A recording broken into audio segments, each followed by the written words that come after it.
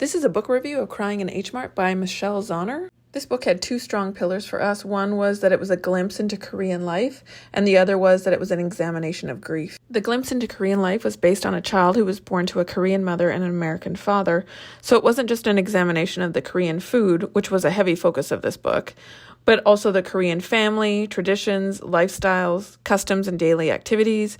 We loved every aspect of that and found it so interesting, especially coming from a reader that doesn't have much experience or exposure to it. The other focus was on the author's own grief of losing her late mother. Her grief for the loss of her mother began when her mother was still alive but declining.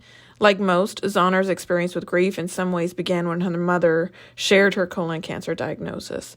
It was intertwined in all the remaining time they had together.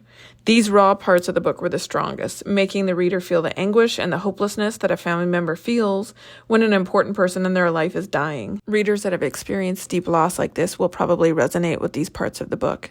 Zauner's prose did a good job in articulating an emotion that oftentimes is hard to capture. This story is strongest up and until her mother's death.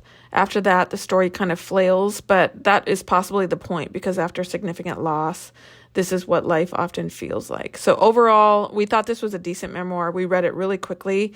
It's a fast read in spite of the topic being quite heavy. And we definitely recommend this for you, especially if you like memoirs. But even if you don't, it was a really decent, interesting, captivating book.